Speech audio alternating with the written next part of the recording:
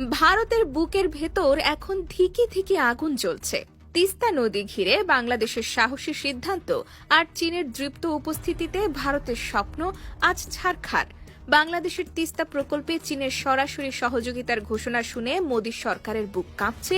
Siliguri corridor থেকে দিল্লির সর্বোচ্চ মন্ত্রণালয় পর্যন্ত আতঙ্কের ছায়া নেমে এসেছে।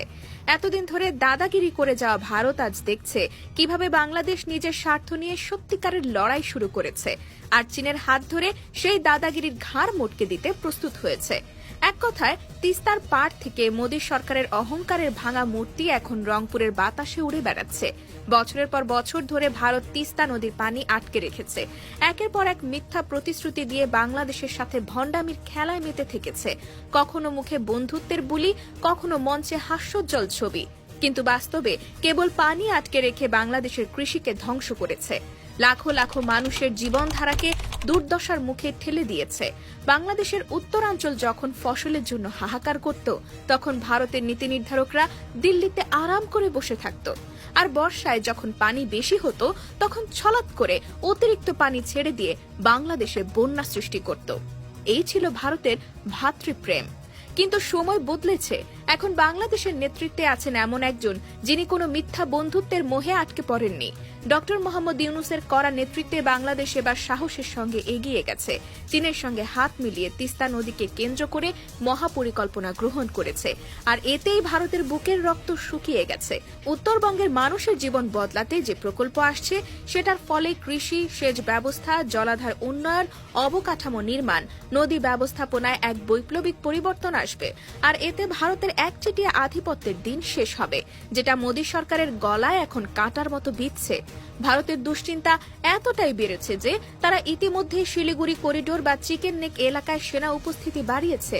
কারণ তারা জানে, বাংলাদেশের রংপুর অঞ্চলে যদি চীনের বিনিয়োগ ও অবকাঠামো উন্নয়ন ঘটে, তাহলে ভারতের 7 সিস্টার রাজ্যগুলোর সঙ্গেও তাদের যোগাযোগ দুর্বল হয়ে যাবে। চীনের কৌশলগত উপস্থিতি ভারতের সমস্ত উত্তর পূর্বাঞ্চলীয় নিরাপত্তাকে দুর্বল করে দেবে, এবং সেটাই ভারতের সেই পুরনো ভয়ের বাস্তব রূপ, যা তারা কখনোই স্বীকার করতে চায় না। তিস্তা নিয়ে ভারতের ধোঁকাবাজি নতুন কিছু নয়। 2011 সাল থেকে একের পর এক মিটিং, চুক্তির আশ্বাস, সফর বিনিময়, কিন্তু বাস্তবে কিছুই দেয়নি ভারত। বছরের পর বছর ধরে পশ্চিমবঙ্গের অজুহাত দেখিয়ে পুরো বিষয়টাকে আটকে রেখেছে।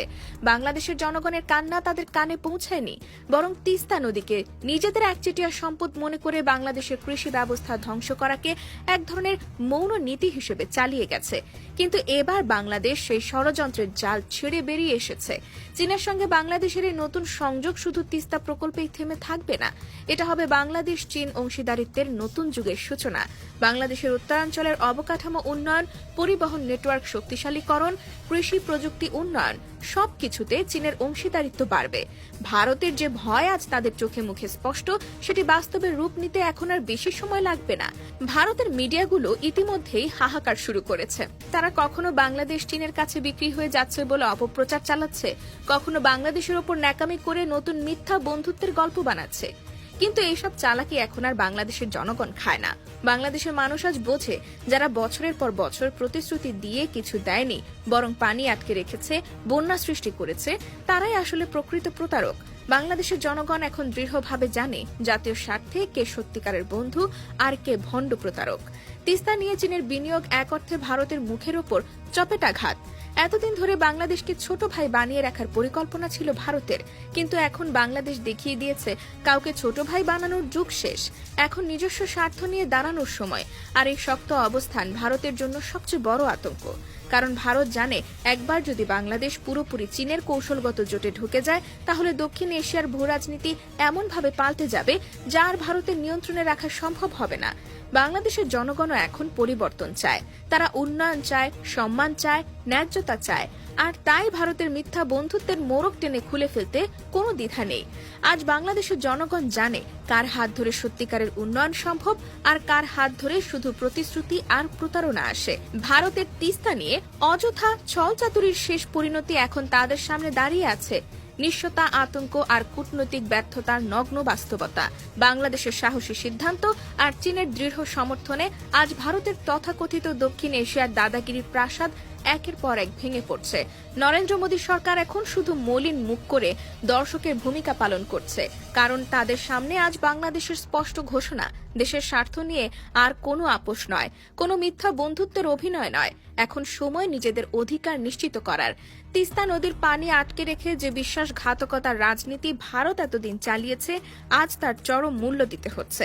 বাংলাদেশের উত্তরাঞ্চলের কোটি কোটি মানুষের কষ্টকে তুচ্ছ করে নিজেদের কৃষি খাতে সুবিধা নেওয়ার যে ধৃষ্টতা ভারত দেখিয়েছিল, আজ সেই ধৃষ্টতার বিরুদ্ধে বাংলাদেশের ঘুরে দাঁড়ানো ভারতের সর্বনাশের সূচনা করেছে। শিলিগুড়ির চিকেন নেক আজ ভারতের কাছে গলার কাঁটা হয়ে দাঁড়িয়েছে। তারা জানে বাংলাদেশের উত্তরাঞ্চলে চীনের উন্নয়ন কাজ মানে হল ভারতের উত্তর পূর্বাঞ্চলের বিচ্ছিন্নতা, অর্থাৎ ভূগোলই এখন ভারতের বিরুদ্ধে দাঁড়িয়ে গেছে। ভারতের এই দুর্দশার কারণ তাদের নিজেদের অহংকার আর দম্ভ। তারা ভাবত বাংলাদেশ চিরকাল তাদের কথায় চলবে, মাথা নিচু করে থাকবে।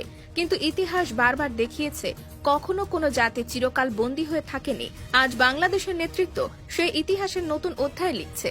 চীনের সঙ্গে কৌশলগত অংশীদারিত্ব গড়ে বাংলাদেশ শুধু তিস্তা প্রকল্প বাস্তবায়ন করছে না, বরং গোটা দক্ষিণ এশিয়ার ভূ রাজনৈতিক মানচিত্র বদলে দিচ্ছে।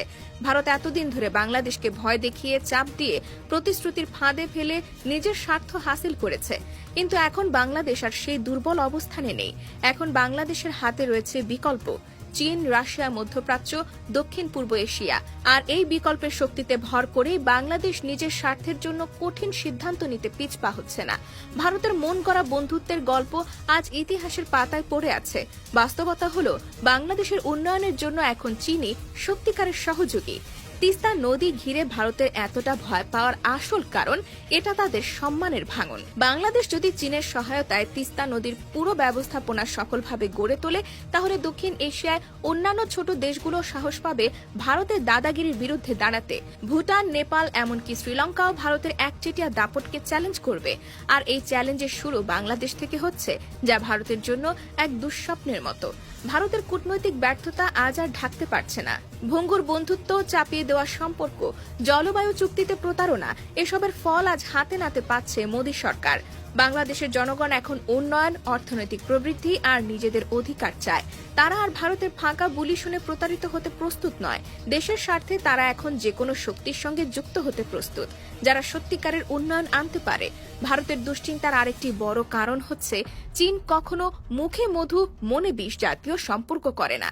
তারা বিনিয়োগ করে, অবকাঠামো গড়ে, বাস্তব উন্নয়ন দেখায়। আর বাংলাদেশও জানে, কথার ফুলঝুরি দিয়ে বাংলাদেশের উন্নয়ন হয় না, পদক্ষেপ নিতে হয়, বাস্তব কাজ করতে হয়।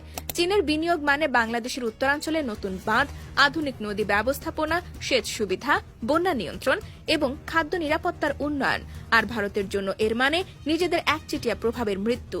আজ ভারতের মিডিয়া যতই প্রচারণা চালাক না কেন, বাংলাদেশের জনগণ জানে কারা প্রতিশ্রুতি দেয় আর কারা কাজ করে।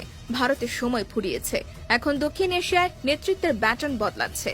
আর এই পরিবর্তনের কেন্দ্রে রয়েছে বাংলাদেশ, একটি আত্মবিশ্বাসী, সাহসী, স্বাধীন বাংলাদেশ।